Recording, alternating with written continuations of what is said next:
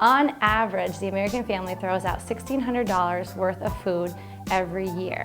So with just a few smart shopping and cooking tips, you can reduce food waste and save money. So you want to start out with making a budget. Once you have your budget, you can go ahead and start planning your meals, and off of your meals, you're going to create a grocery list. So thinking about your meals, start out with what you have. Look in your pantry, check your refrigerator, check the ad, see are there any coupons you'd like to use? Is there anything on sale? What's in season? And if you go to the grocery store and they don't have the sale item on the shelf, you could always check and see if they'll do a rain check for you. And that way, when the product comes back in, you can get it at the sale price. Another idea is incorporating frozen or canned fruits or vegetables. They often cost less and they can be more nutritious. Another idea would be reducing some of your meat, because meat can be costly. So you could incorporate beans into your meals instead. For example, if you're making tacos, take half the meat that you would normally use and then supplement the rest with some black beans. Another idea would be thinking about how you could stretch ingredients over the week. So if you're buying vegetables, have them as part of a mixed salad at the beginning of the week, and then later on you could have it with pasta or put it into a casserole.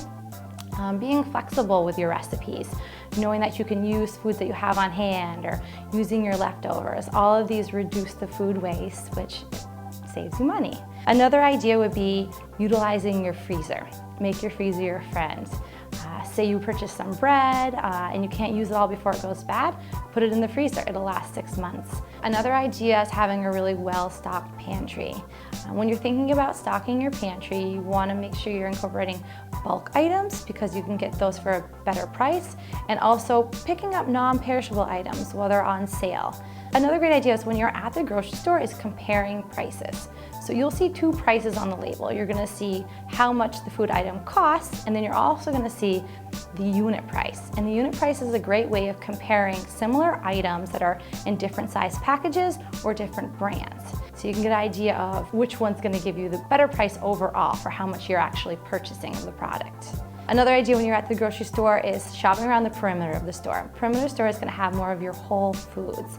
It's gonna have your fresh produce. You're gonna find where you can get the meats and your cheeses and your milks. Sometimes the inner aisles have more of the processed foods that can be more expensive and just aren't gonna give you the quality nutrients that you're looking for. It's easier to purchase those foods when you don't have a plan and you're not sure what you're gonna make for dinner and you're kind of going into the grocery store blindly and pulling from the shelves. You're gonna go for that pre-made meal because at the time it does seem cheaper than going and purchasing all the ingredients for your meal. But if you're recognizing that if you break down the price of your meal, not looking at every single food item that you're buying, but the parts of it that you're using for that particular meal, it's gonna, per family member, cost less than the prepackaged meal. And sometimes that's just a hard concept to get right away.